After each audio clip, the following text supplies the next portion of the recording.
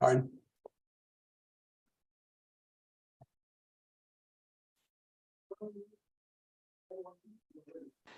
Okay.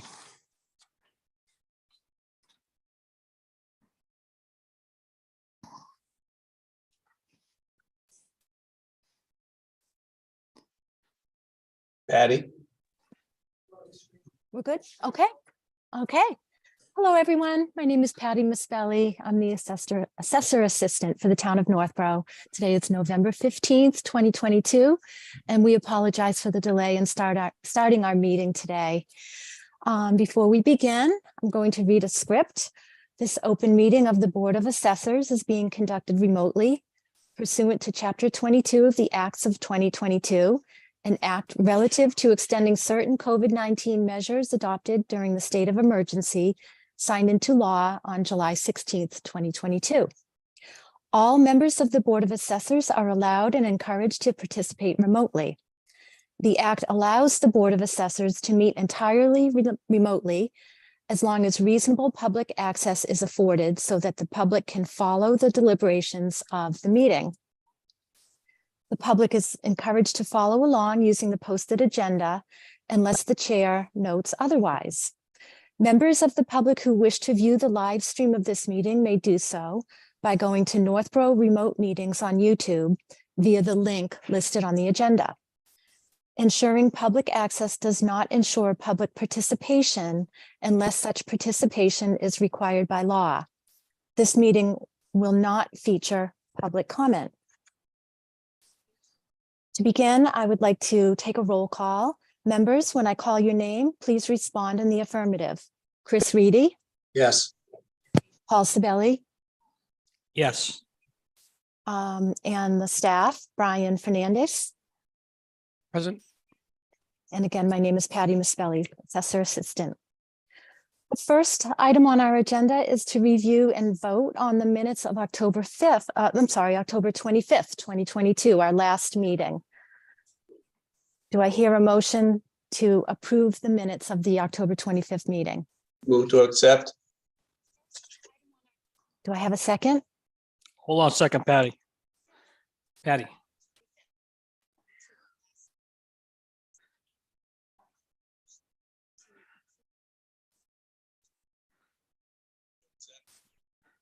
Second.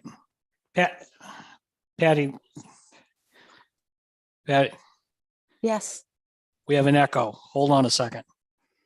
you have to unmute. Or I'm sorry, you have to mute the YouTube.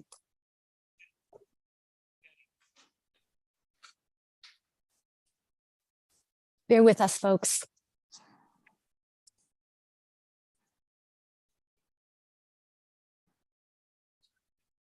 So am I good? And there's an,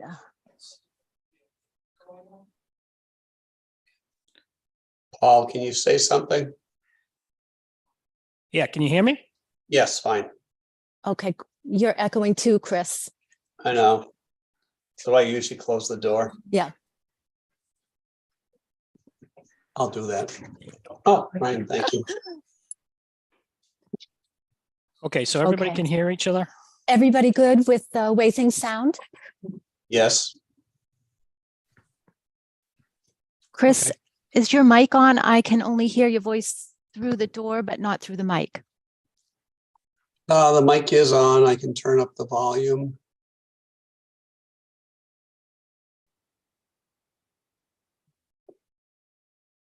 How about if you just speak loudly? Oh, I'm good at that. Okay, Patty, can you hear me through the, I can hear you. okay. Okay, how is that? The same. Can you hear me? Okay.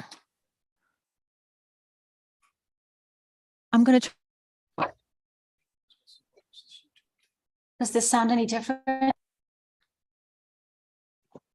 You get a little blip, but that's not bad. Okay, I think we're good. Can you hear me through your earphones, Paul? I don't think I can, Patty. Go back here. Oh, yeah, I can. I You think I can hear me now? Yeah. Okay. All right. Sorry, folks. Why don't we start over with accepting the meeting, the minutes Sure. again? We'll do So, that. Sure. Do I have a motion to accept the minutes of October 5th, 2022? So moved. second, Thank you. Our next agenda item is to review and vote on the revised minutes of our October 4th, 2022 meeting minutes. There was one small error. We had approved 22 plus 22 exemptions, but there were actually 23. Two were stuck together, and I realized it after the meeting. So I want to entertain a motion to accept the revised minutes of October 4th, 2022, to reflect that you had actually approved 23 clause 22 veterans exemptions. Quick question. Was the amount quoted the correct amount of dollars? There wasn't. There was we didn't count up the amount. Okay, and so moved. second, Okay. Next, I would like, we have some we have to motor vote. vehicle excise abatements. hold on a sec, Patty. All in favor? Aye. Aye. Next item, thank you.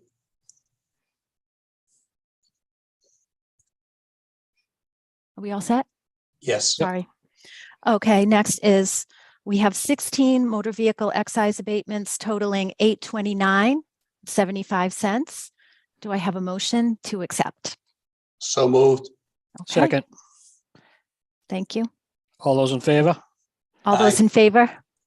Aye. Aye.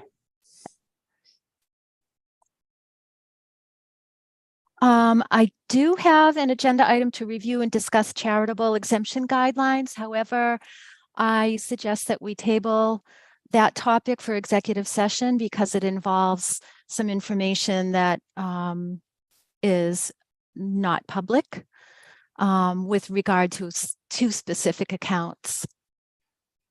Okay, So if so it's moved. okay with you, we'll move on to the next. Yep, Okay. so moved.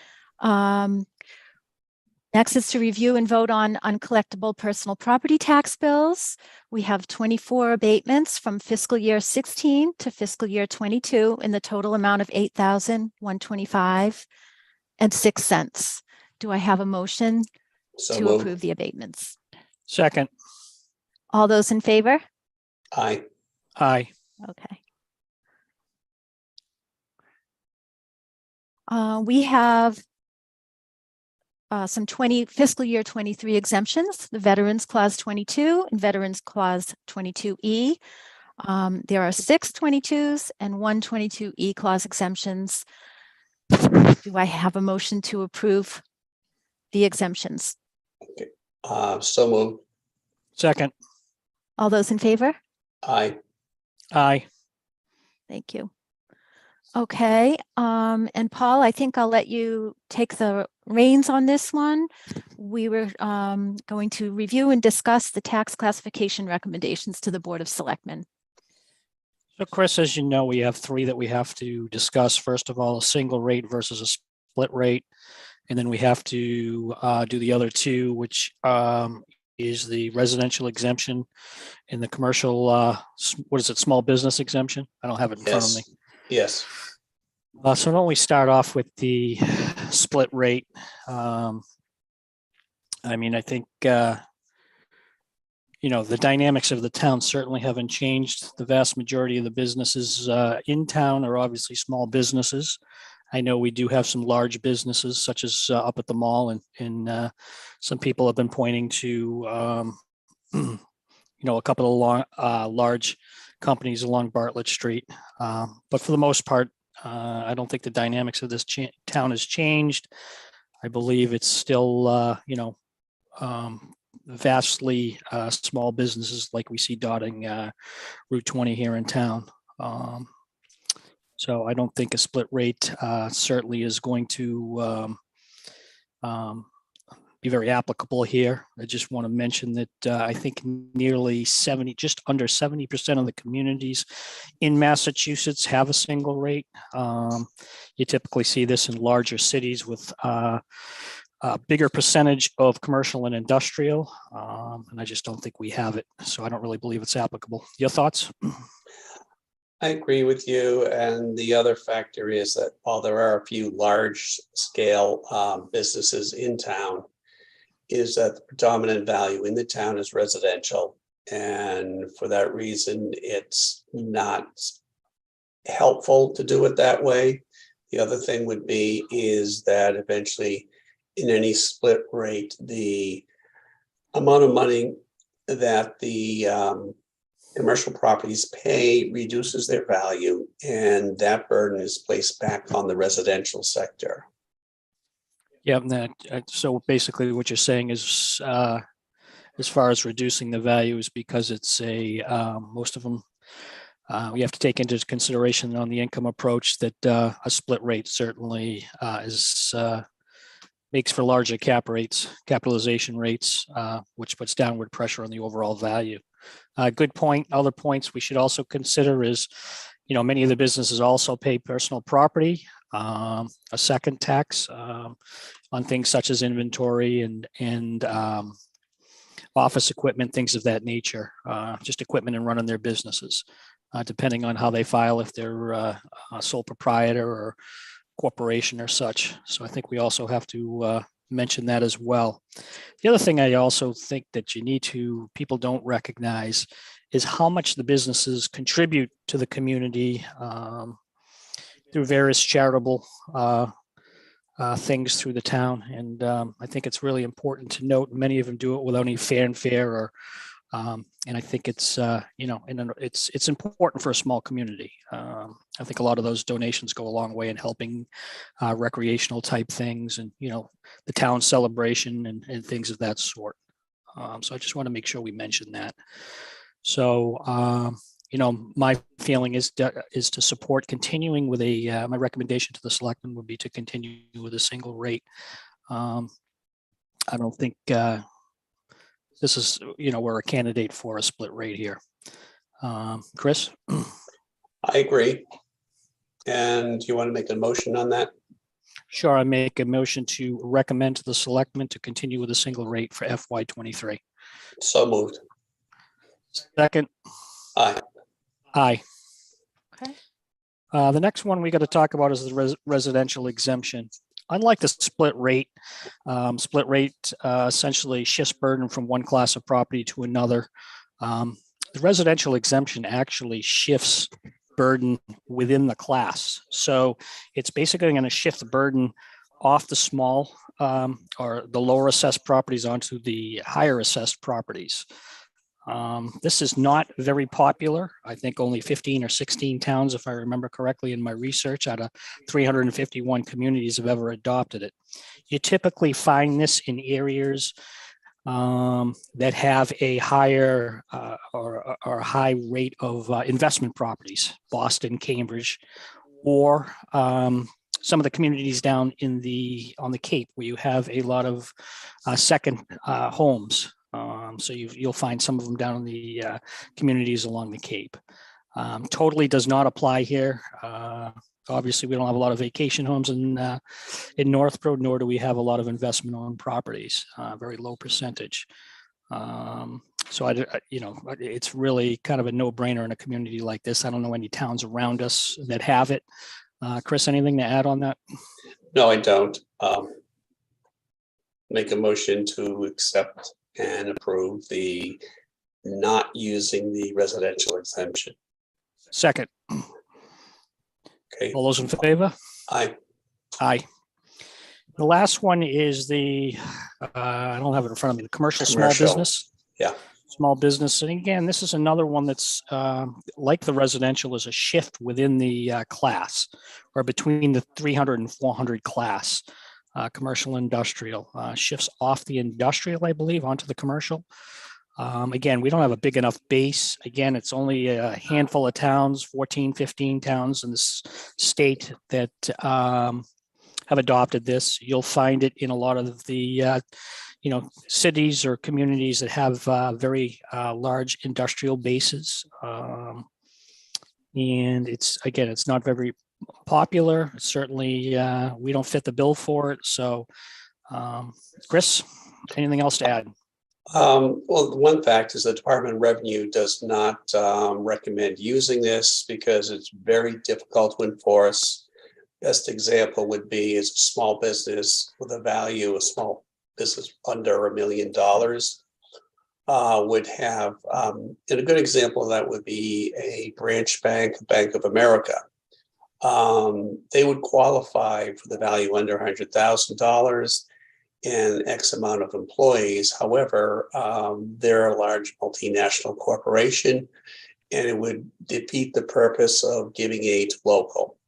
The other issue that comes up with that is that many of the commercial properties are more likely than not owned by people from out of town. And so the benefit would go to the property owners and not the tenants who are more or less local. Good point. Good point. People forget that. Again, it's another one that's a shift within the class. I certainly don't believe. I think the town should not adopt this, and as we have not in the past. Obviously, we're not a very good candidate for that. Excuse me. So I make a motion not to adopt the small business commercial exemption. Second. All those in favor? Aye. Aye. Patty? We are all set with the open session portion of the meeting.